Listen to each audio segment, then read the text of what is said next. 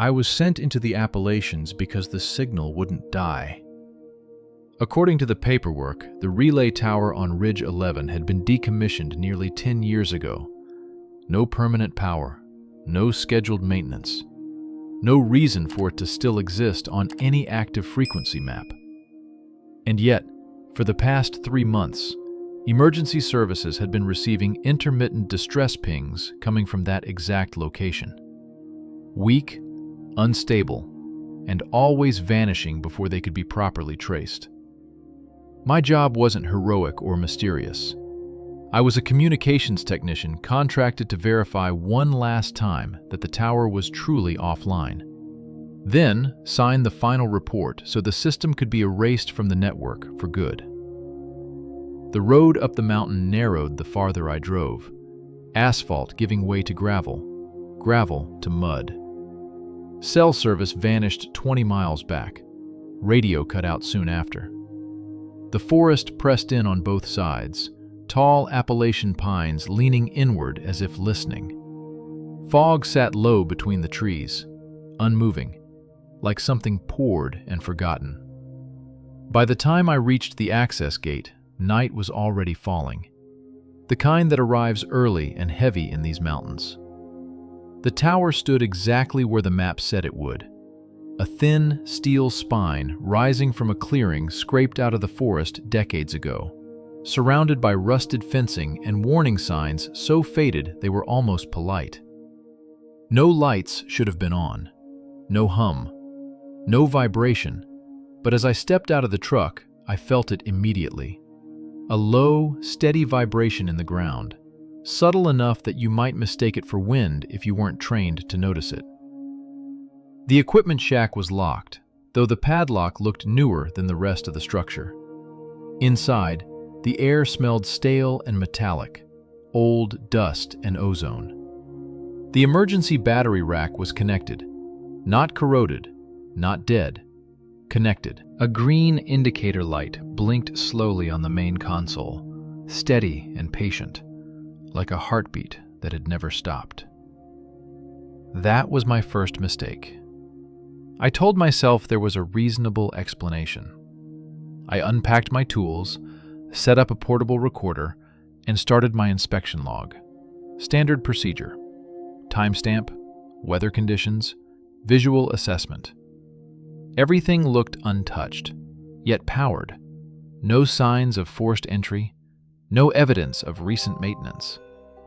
And yet the system was live. At 11:47 p.m., the console chirped. Not loud, not dramatic, just a soft activation tone, followed by static. I froze, pen hovering above the logbook. The frequency display flickered, numbers rolling too fast to follow, then locked into place on an emergency band reserved for distress calls only. For several seconds, there was nothing but interference. Then a sound pushed through the static. Faint, distant, distorted. Breathing. I leaned closer to the console, adjusting the gain. The breathing wasn't rhythmic. It came in uneven pulls, like someone struggling to fill their lungs in cold air. I waited for words. None came. The signal cut out abruptly, leaving the shack in silence so complete my ears rang. I logged the incident. Equipment anomaly. Possible atmospheric interference. That's what the form required, and I wrote it, even though I didn't believe it. Midnight passed without incident. I told myself the worst was over.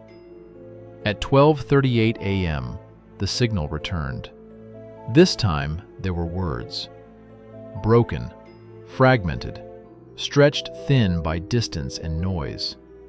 A voice, male maybe, repeating the same phrase over and over, as if stuck in a loop. I couldn't make out the full sentence, but one word came through clearly enough to make my stomach tighten. Help. The signal strength indicator spiked, then dropped, then spiked again, behaving less like a broadcast and more like something moving. I checked the source coordinates. The console processed for a long moment, then displayed a result that made no sense at all. Origin, Ridge 11 Relay Tower. My location. I stepped outside, flashlight cutting a narrow tunnel through the fog. The clearing was empty. The trees stood still. No footsteps, no voices. Just the wind threading through the branches high above me. When I turned back toward the shack, the radio inside burst into static again, louder this time, as if reacting to my movement. Inside the equipment room, the signal log began auto-populating on the screen, lines of data scrolling down without any command input. Dates, times, frequencies. I scrolled back and felt my throat go dry. The earliest entries were from the 1970s. Dozens of distress calls, all logged to the same location. Same tower, same coordinates. Names appeared in the metadata. Hikers, hunters, park rangers. Every one of them listed in missing persons reports I dimly remembered seeing years ago. Cases that had gone cold. People who had vanished into these mountains and were never found. At 1:03 a.m., the console activated again. No static this time, just a voice, clearer than before, calm in a way that felt deeply wrong. "Signal received," it said. "Remain where you are." The words weren't broadcast outward. They came through the speakers inside the shack, filling the small room, vibrating the metal walls. I reached for the power switch and hesitated. The signal indicator wasn't peaking anymore. It was steady, locked. Outside, somewhere beyond the tree line, something moved. Not fast, not slow, deliberate. Heavy steps pressed into the forest floor, each one spaced too evenly to be an animal. Whatever it was circling the clearing, staying just beyond the reach of my flashlight, just outside the cone of certainty. The radio crackled softly again, almost gently. Location confirmed. I stood alone in that shack, surrounded by humming equipment that should have been dead, listening to a signal that wasn't asking for help anymore. And for the first time since I arrived on the mountain, I understood something I hadn't considered before. The relay tower wasn't sending a distress call. It was answering one. The second night begins without ceremony, without a clean break between rest and duty, as if the forest itself never allowed the first night to end. The air feels heavier inside the tower, stale in a way that has nothing to do with dust or age.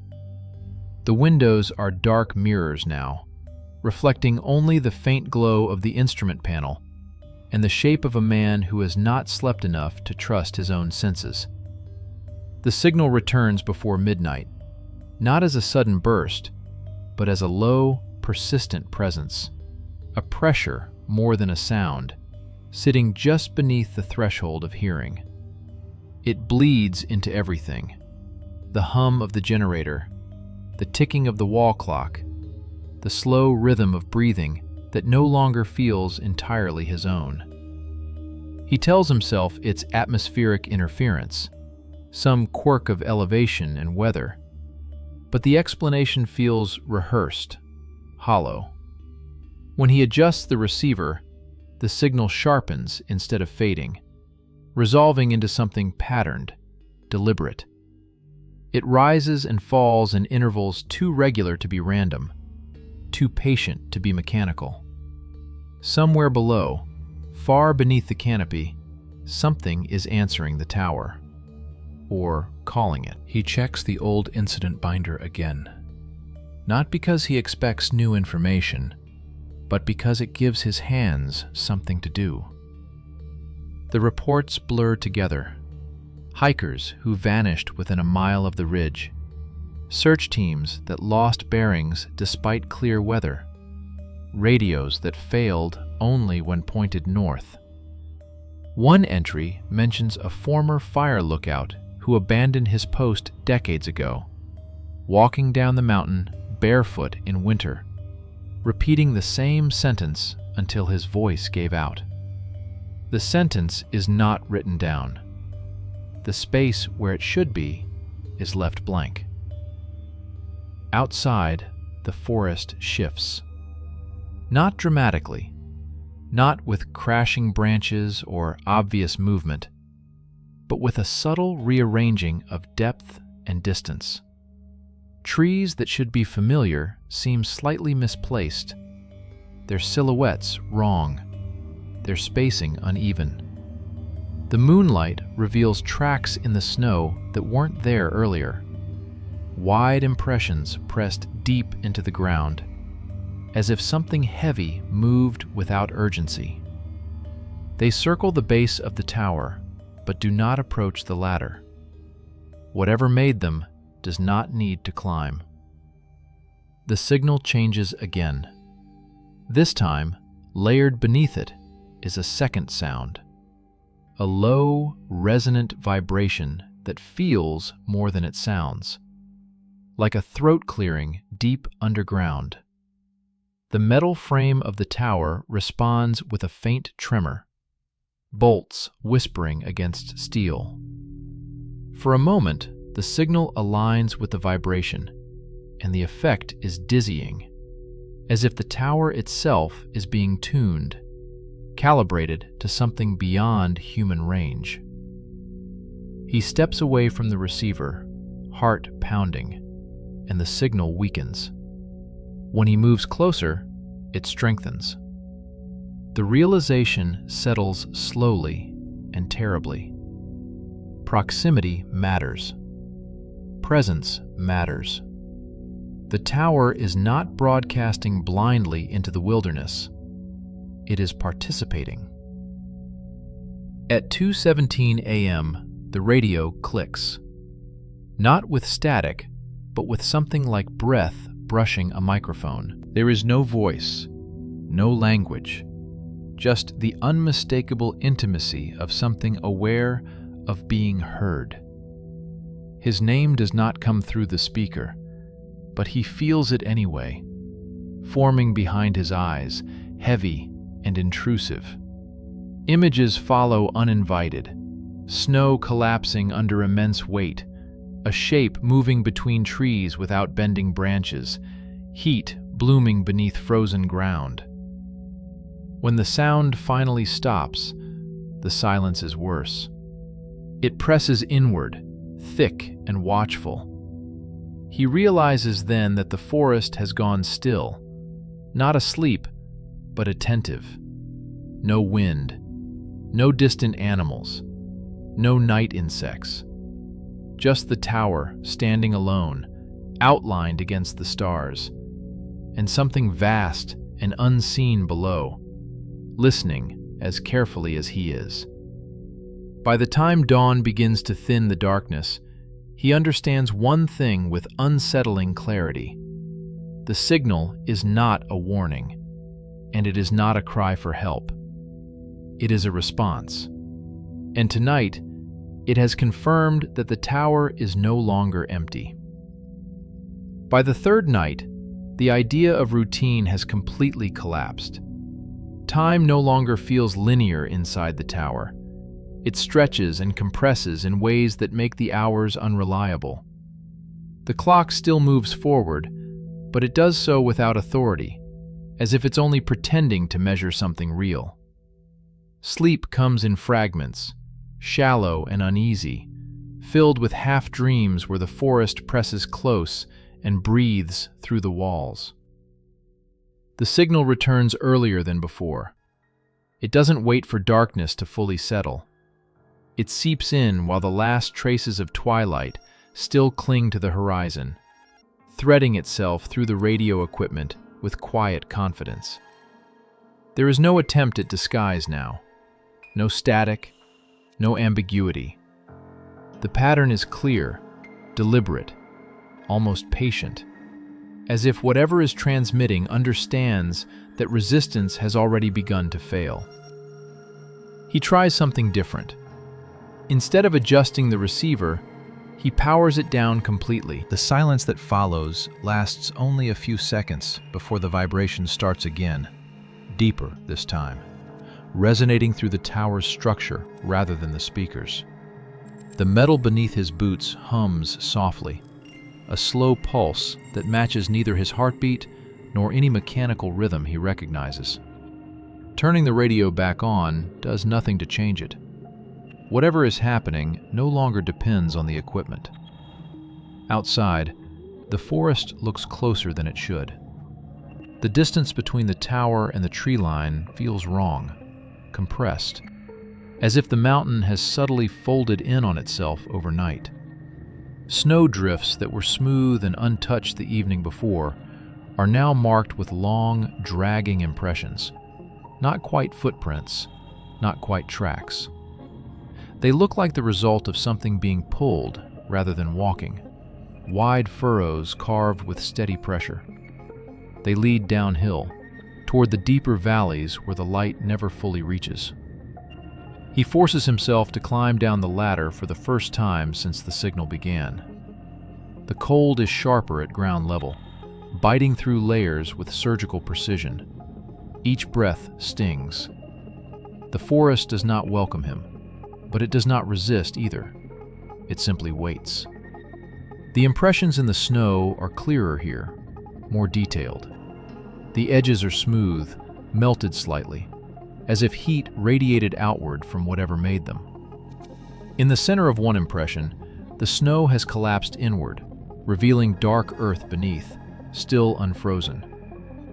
A sound carries through the trees. Not a roar, not a howl. It's lower than that, slower, a sustained exhalation that rolls across the ground and fades without echo. It doesn't sound aggressive, it sounds aware. The kind of sound made by something large adjusting its position, acknowledging its surroundings. A presence asserting that it has always been here.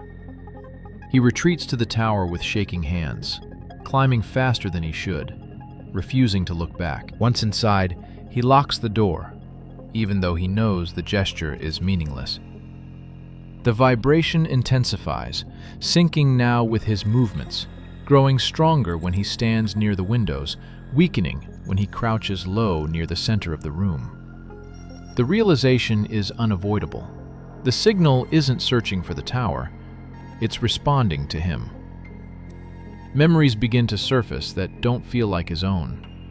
Flashes of snowbound slopes under ancient skies, the sensation of weight and endurance rather than speed. Long periods of stillness broken by necessary movement. Hunger that is not frantic but cyclical, patient, measured in seasons rather than hours. These impressions arrive without imagery at first, more like instincts being pressed into his thoughts, as if something is testing whether his mind can hold them. The radio crackles again, but this time there is no sound at all. The display flickers, cycling through frequencies on its own, finally settling on a dead channel. In the quiet, a shape forms in the corner of his vision, not directly seen, but understood. Tall, broad, wrong in its proportions. It does not enter the tower. It does not need to. Its attention is enough. By morning, he realizes he has stopped thinking about calling for help. The idea feels distant, impractical, like trying to explain a color that doesn't exist in daylight.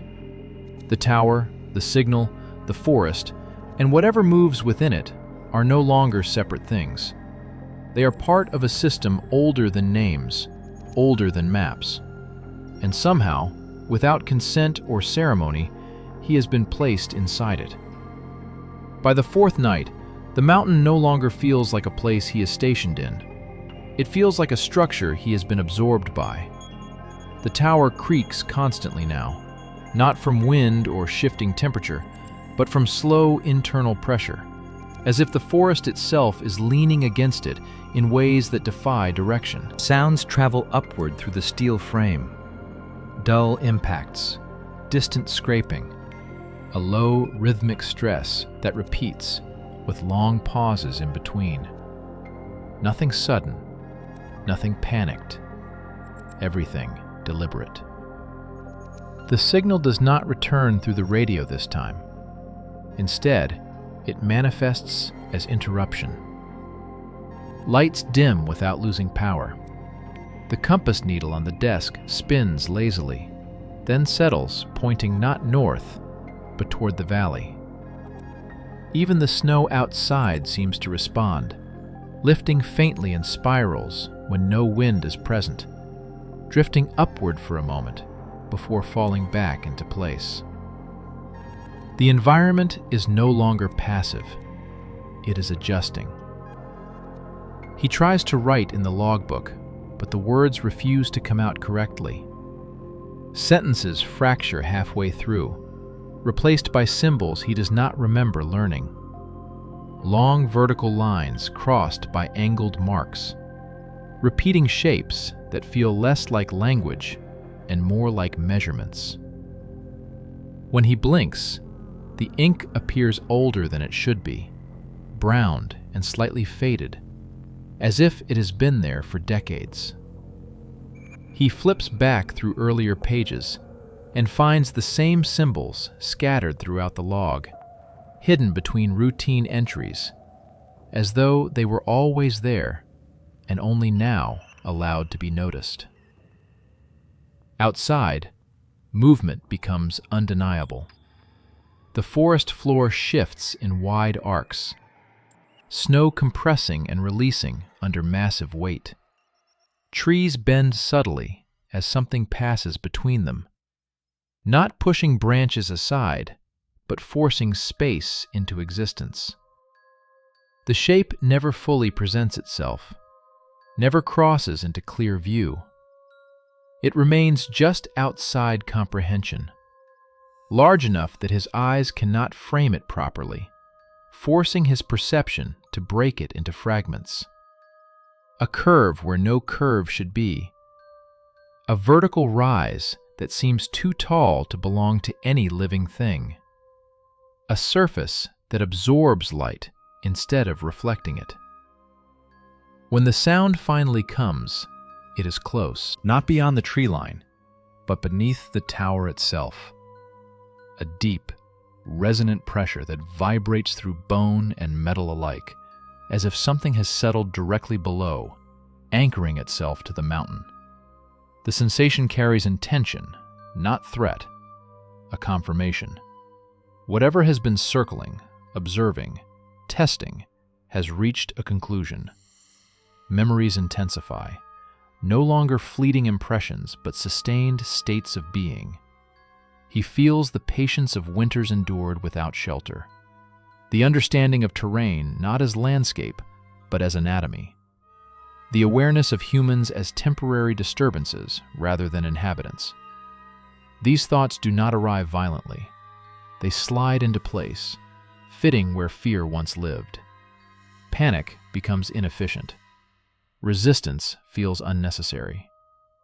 He realizes then that the tower was never meant to watch for fires, not originally. Its placement is too precise, its elevation too exact. It stands at a convergence point, a place where the mountain allows observation in both directions, above and below, past and present. The signal, the symbols, the old interference reports buried in archived documents were not malfunctions. They were acknowledgments. As the night deepens, frost creeps inward along the walls, forming branching patterns that resemble the symbols in the logbook. The temperature drops, but he no longer feels cold. His breathing slows. The sound beneath the tower shifts, becoming quieter, steadier, as if something massive has gone still, waiting. When dawn approaches, it brings no light, only a gradual thinning of darkness, enough to reveal that the snow around the tower has been completely smoothed over. No tracks, no impressions, no evidence of approach or departure. The mountain looks untouched, ancient, indifferent.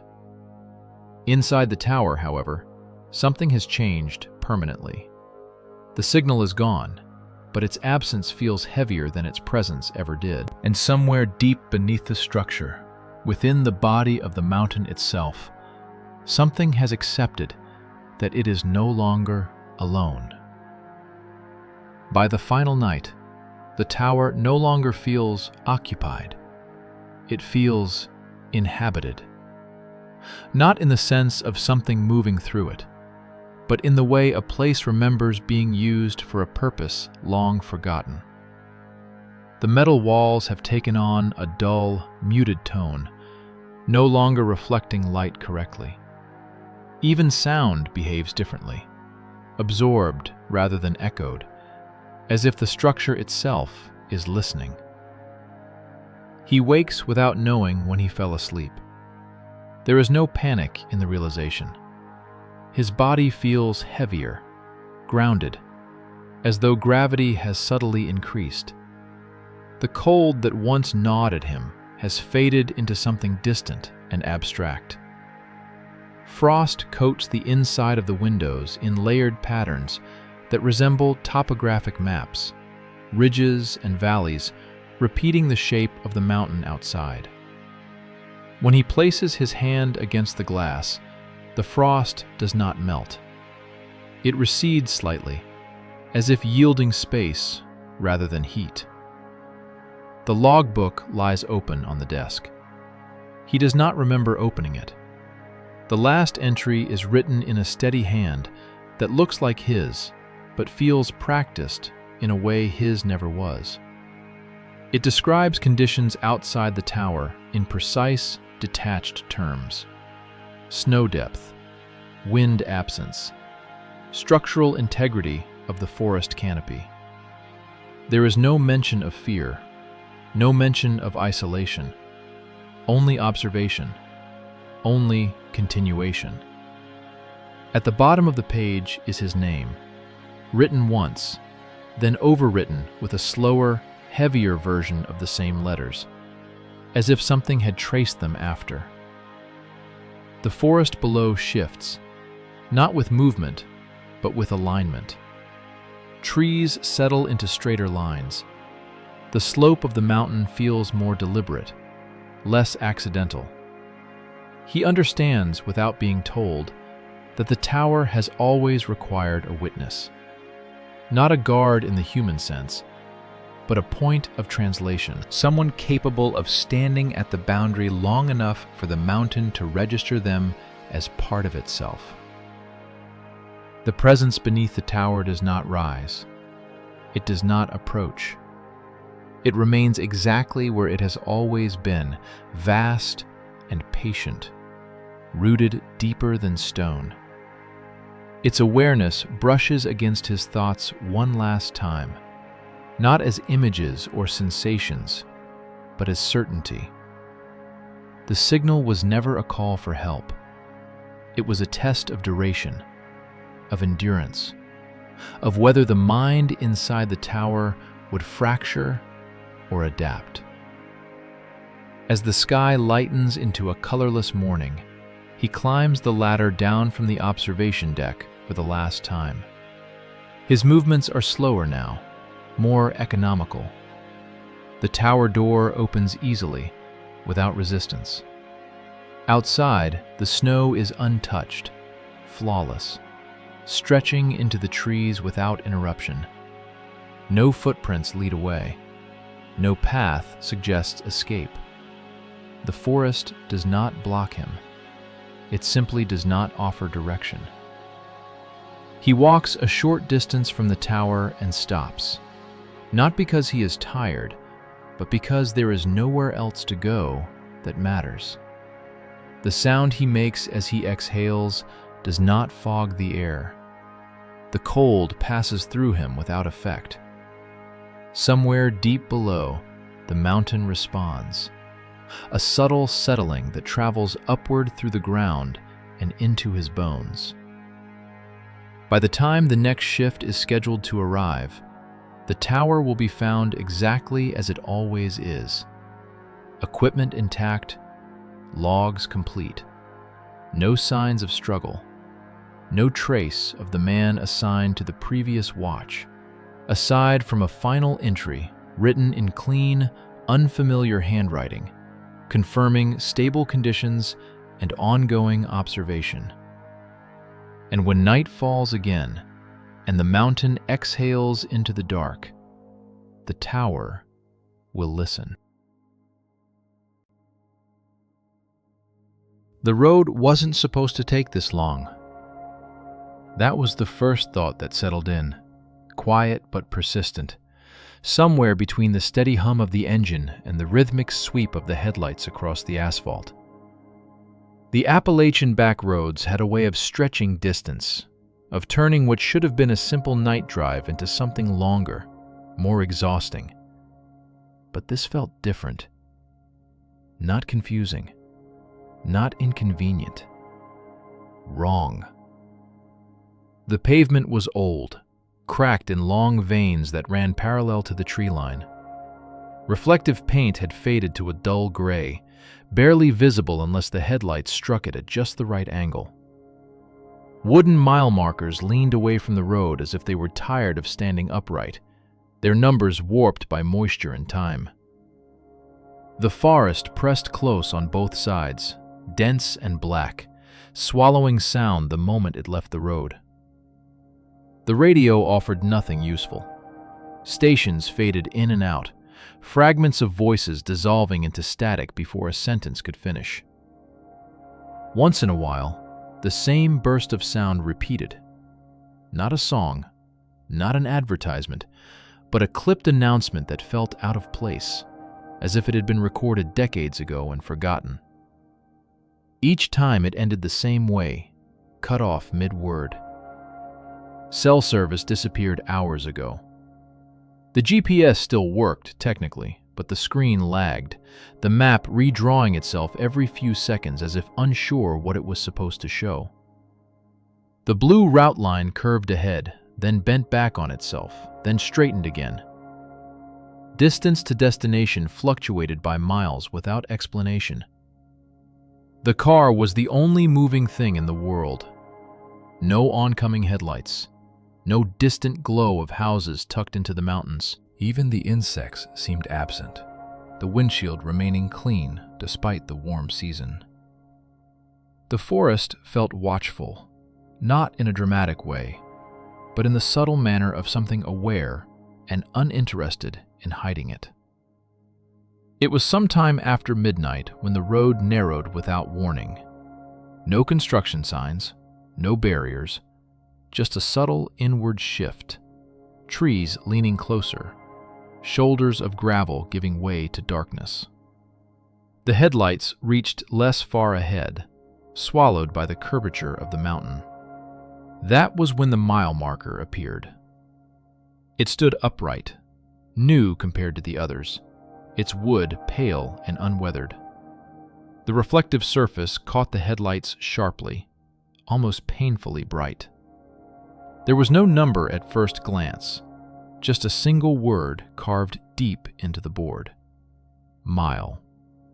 Beneath it, a number had been scratched away so thoroughly that the wood underneath was splintered and raw. The instinct to slow down was immediate.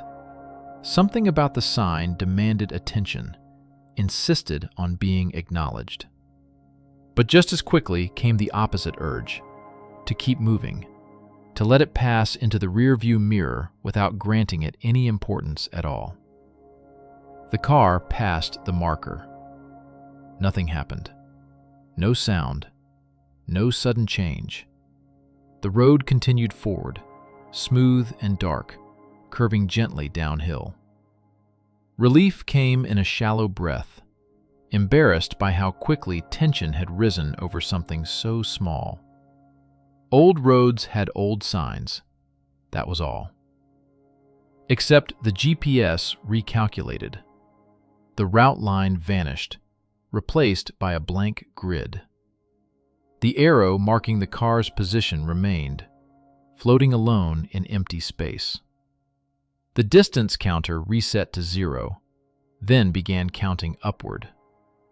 The radio crackled once, sharply, then fell silent. The forest on either side of the road no longer felt random. Trees seemed evenly spaced now, their trunks straight and uniform, their branches forming a high canopy that blocked out the sky entirely. The darkness overhead was complete, not clouded, not starless, simply absent of depth, like a ceiling painted black. Minutes passed, or maybe longer. Time had become slippery, marked only by the steady rotation of the speedometer needle and the soft vibration of the steering wheel beneath steady hands. The road did not turn sharply or climb. It simply continued, gently curving, gently descending, always the same. Then the mile marker appeared again. Same height, same pale wood, same carved word. The headlights struck it at the exact same angle, producing the same sharp reflection. Mile. The car slowed on its own this time, foot easing off the accelerator without conscious instruction. The sign was impossible. There was no loop in the road, no intersection, no turnaround.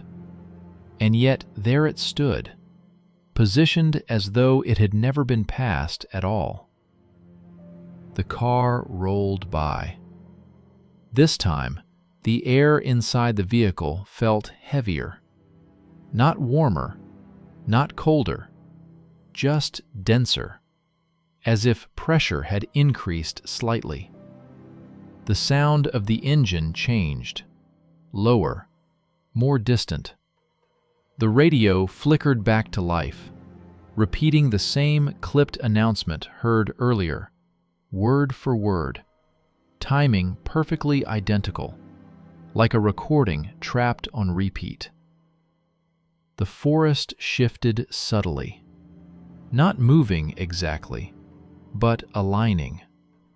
Trees that had leaned at random angles now stood straighter, more deliberate. The road surface ahead reflected light differently, absorbing it rather than bouncing it back. A glance in the rear-view mirror showed nothing but darkness. No road, no marker, just blackness where the asphalt should have been. The realization came slowly, settling in layers rather than striking all at once. This wasn't a detour. It wasn't a malfunction. Whatever lay beyond that mile marker was not part of the road system anymore. It was something adjacent to it, something that only existed once you committed to it. The car continued forward, steady and obedient, carrying its lone occupant deeper into a stretch of Appalachian wilderness that no longer cared about destinations, only duration. And somewhere ahead, just beyond the reach of the headlights, the road waited to show how many miles were left and what it would take to reach the end. The road begins to narrow without actually changing shape. The lane lines remain visible, the asphalt remains smooth, but the space around it feels compressed, as if the forest has leaned closer while the car wasn't looking. The trees are taller here, their trunks rising straight up before dissolving into darkness, their tops lost completely. Headlights fail to reach far into the woods now. The light simply stops, cut off by something thicker than shadow. The GPS screen flickers again. The thin line ahead fractures into multiple overlapping paths, all stacked directly on top of each other, as if several versions of the same road exist at once. Coordinates appear briefly, then overwrite themselves with new ones. Latitude and longitude cascade too fast to read, then vanish. The device emits a soft chime, not an error tone, but a confirmation sound, the kind meant to reassure. It repeats every 30 seconds. The temperature inside the car drops. Not suddenly, not enough to fog the windows, but enough to notice. The vents are still warm. The dashboard reads normal. The cold feels external, as though the night itself has found a way inside. Then the smell appears. It is faint at first, easy to dismiss as damp earth or decaying leaves, but it grows stronger with each passing minute.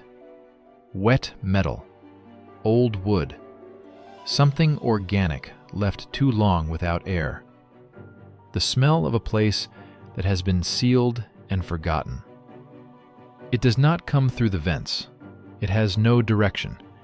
It simply exists within the car now, woven into the air.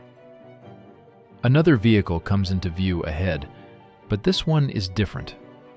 It is stopped directly on the road. The brake lights are off. The hazard lights are not blinking. The car is perfectly centered in the lane, positioned as if parked intentionally. As the distance closes, details emerge. The doors are closed, the windows intact, the paint unmarred. It could be mistaken for a functioning vehicle, waiting. The instinct to slow down arrives late, dulled by the strange passivity that has crept into thought. When the brake is finally pressed, the car responds normally, decelerating without protest. The stopped vehicle looms closer, revealing its license plate, its make, its model. It is the same model as the car being driven.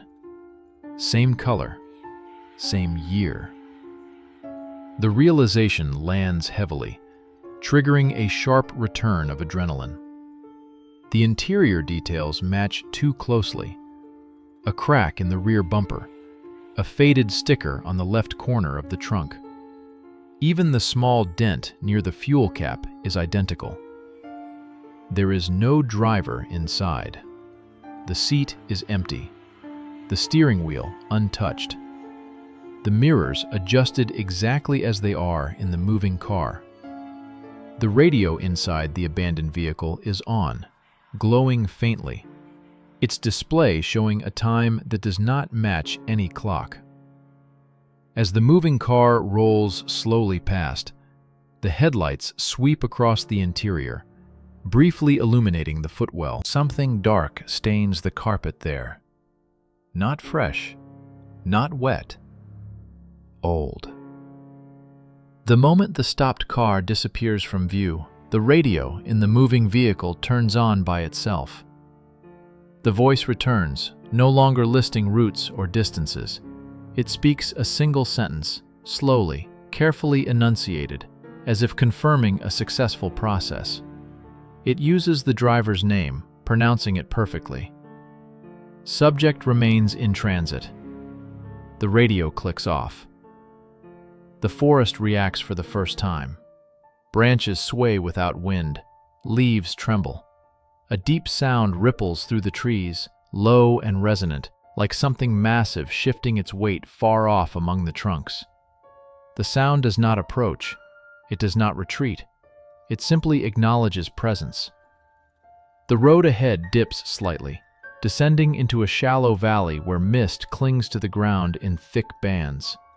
The headlights carve tunnels through it, but the beams struggle, diffused and scattered. Shapes move at the edges of visibility, not figures, not animals, but distortions, places where the fog bends unnaturally, as if displaced by unseen forms. A new sign emerges from the mist. It is not reflective. The headlights barely illuminated, forcing the car to draw closer before the words can be read.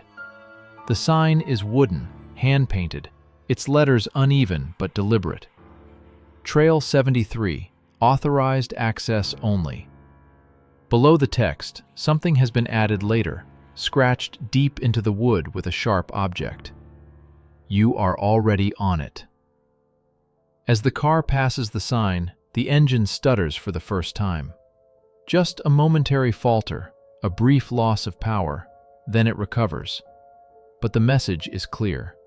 The system that has allowed movement so far is capable of denying it.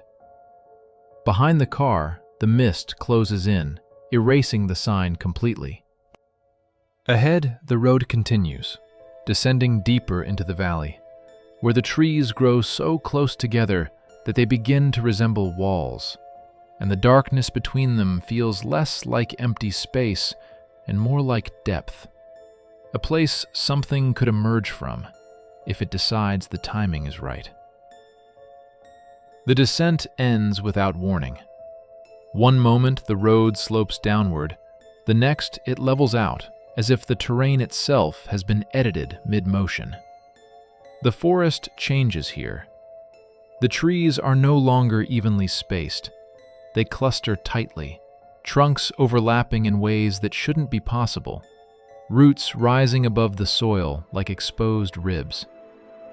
Some of them lean inward, forming arches over the road, their branches intertwined high above, sealing the sky away completely. There is no moon visible now, no stars, only the tunnel of headlights and the sense of being far below where anything natural should exist. The GPS emits another confirmation chime. This time, the screen does not flicker. It stabilizes on a single display. No map, no road, just text. In transit, Phase 2. Do not exit vehicle.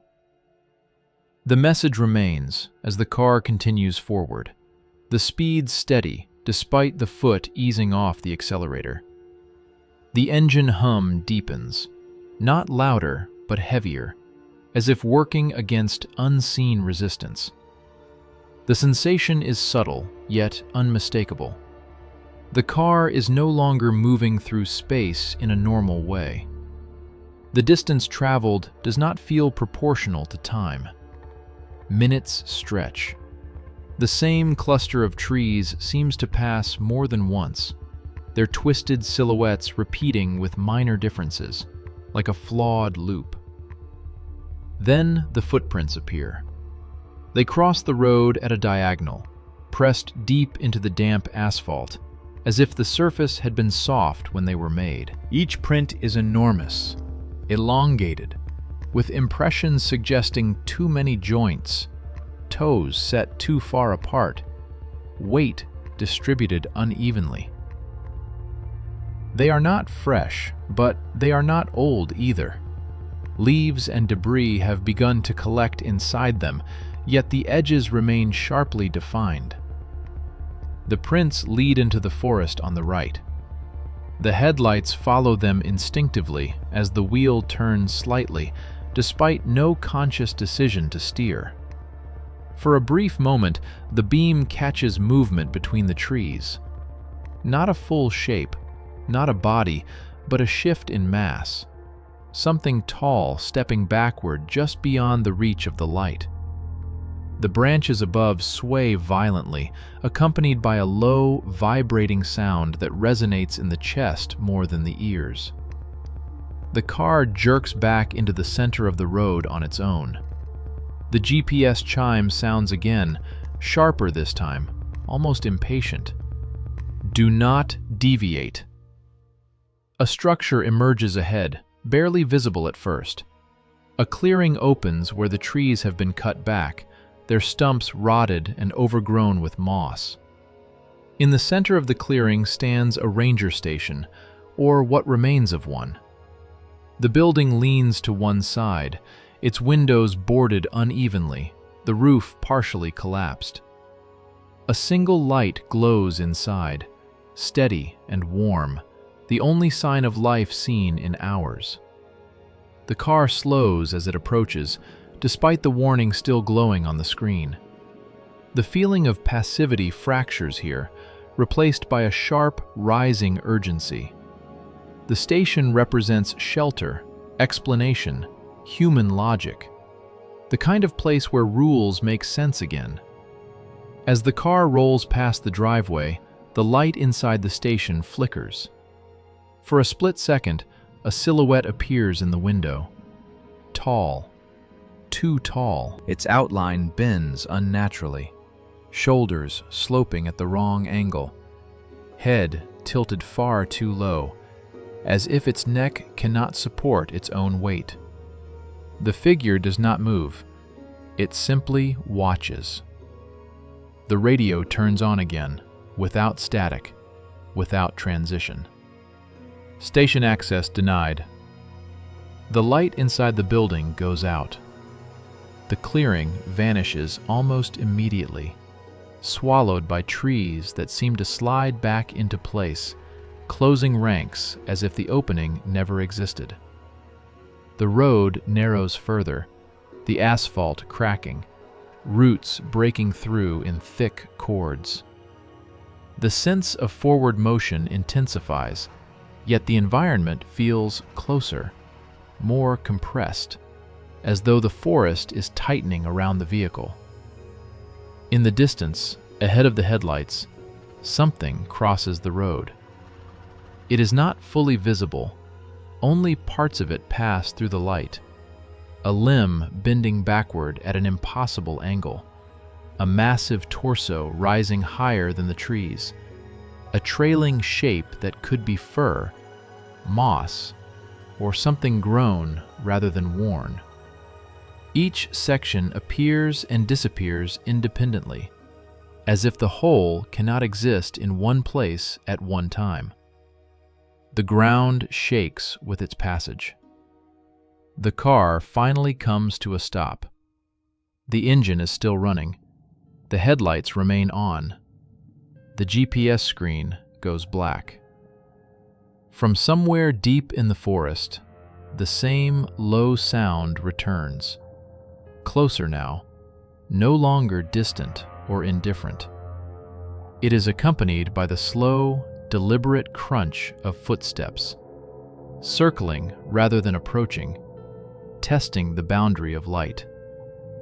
And for the first time since entering Trail 73, the driver understands with absolute clarity that the road is not meant to take anyone out. It is meant to keep something contained, and movement itself is part of the mechanism. The silence after the engine cuts is immediate and unnatural, as if the forest has been waiting for that exact moment. The headlights remain on, illuminating only a short stretch of road ahead. But the darkness beyond feels dense, layered, almost physical. The air inside the car grows cold fast, breath fogging the windshield even though the heater is still running. There is a faint vibration under the seat, not from the engine, but from the ground itself. A deep, rhythmic tremor that pulses like a distant heartbeat. The footsteps stop moving.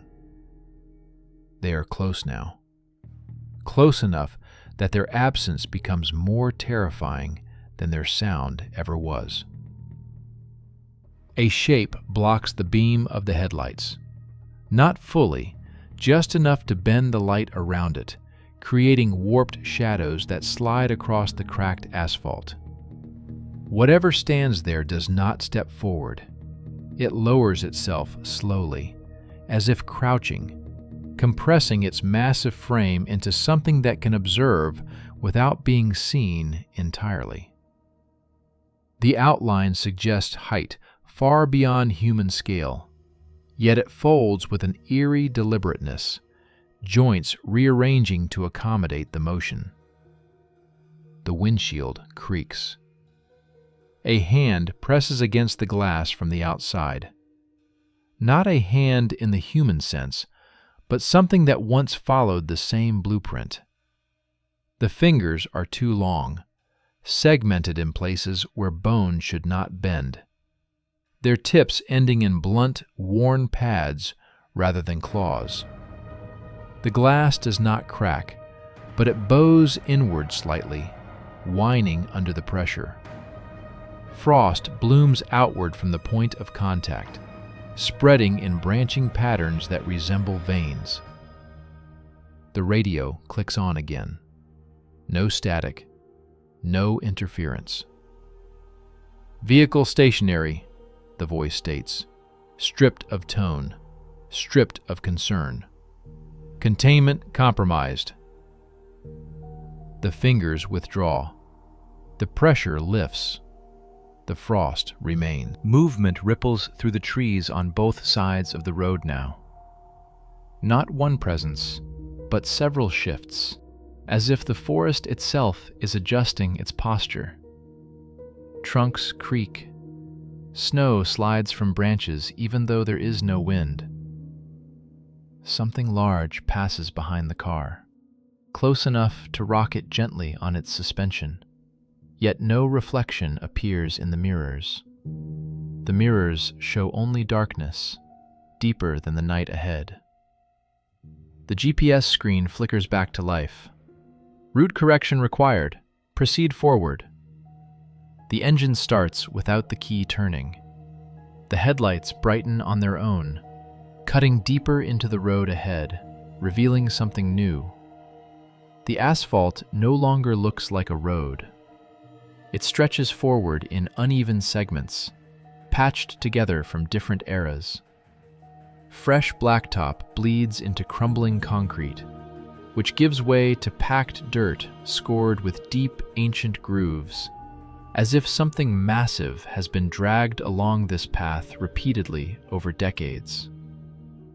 Symbols appear along the edges of the road, carved into stones and tree trunks. Not random markings, but deliberate shapes, repeated again and again. Spirals broken at sharp angles. Lines intersecting in ways that make the eyes slide away if stared at too long. Some of them are fresh, sap still oozing from the cuts. Others are so old they have nearly been absorbed back into the bark. The car begins to move. This time, there is no illusion of control. The steering wheel resists any attempt to turn it. The accelerator does nothing. The road pulls the vehicle forward like a conveyor, guiding it deeper into the mountains, deeper into terrain that no longer corresponds to any known geography. Ahead, the forest opens into a vast hollow. The ground drops away on either side, forming a natural corridor lined with towering rock faces glazed in ice. At the center of this corridor stands a structure that should not exist here. A concrete barrier spanning the road, reinforced with steel pylons driven deep into the earth. Warning signs hang crookedly from chains, their text weathered into near illegibility. One word remains clear on all of them: containment. As the car approaches, something stirs beyond the barrier. A massive shadow shifts behind the rock walls, stretching upward, its outline briefly illuminated by the headlights. It does not rush forward. It waits, patient, as if this moment has played out many times before. The radio speaks one last time before cutting out entirely. Transit nearing completion. And somewhere behind the barrier, something begins to rise, unfolding itself slowly, preparing to meet what the road has delivered. By the fourth night, the mountains felt closer than they should have. Not physically, nothing had moved on the map, but the space between the trees seemed compressed, as if the forest had learned the shape of the cabin and was slowly tightening around it. The wind no longer moved freely. It slid, low and deliberate, carrying sounds that did not echo the way natural sounds should. The tracks returned just before dawn. They were not fresh snow prints this time. The ground was too frozen for that.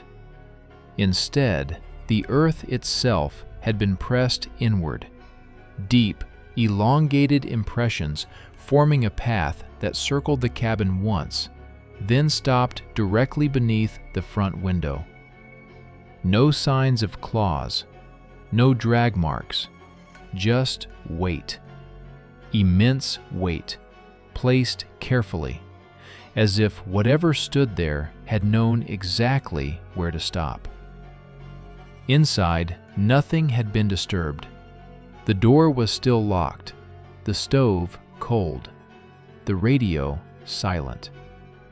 But the journal on the table, closed the night before, now lay open. One page had been torn out cleanly. The next page contained a single line written in a hand that did not match the earlier entries. It wasn't a warning. It wasn't a threat. It was a description. A simple observational sentence written with careful pressure, as if the writer was still learning how to hold a pen. The forest knows when it is watched. The realization came slowly, not as panic, but as resignation. The stories the locals told were never about attacks, never about bodies found or screams heard. They were always about absence, about men who left campfires burning and never returned, about hunting dogs that stopped at the tree line and refused to go further, about cabins that remained intact for decades, untouched, as if preserved. It wasn't a predator. It was a boundary. That night, the sounds returned. Slow movement uphill, branches bending without breaking, breath passing through lungs too large to hide. But this time, it did not circle. It stopped behind the cabin, close enough that the walls vibrated faintly with each exhale. No footsteps approached the door. No attempt was made to enter. Instead, the presence remained still, waiting. And for the first time, understanding replaced fear. The thing in the mountains did not hunt those who fled. It watched those who stayed. The fire was extinguished, the lights turned off. The cabin was left exactly as it had been found, down to the position of the chairs and the unwashed cup on the table. At sunrise, the path down the mountain was clear. No tracks followed. Weeks later, hikers passed the cabin without noticing anything unusual. The door was locked, the windows intact. Snow lay undisturbed around the foundation. Inside, the journal was found months after that, its final pages blank. No signs of struggle, no signs of departure.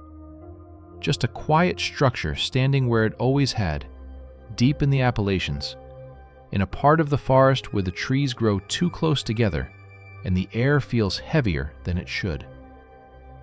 Locals still avoid that slope, not because something lives there, but because something remains, watching, and remembering who learned, too late, that some places are not meant to be observed, only respected.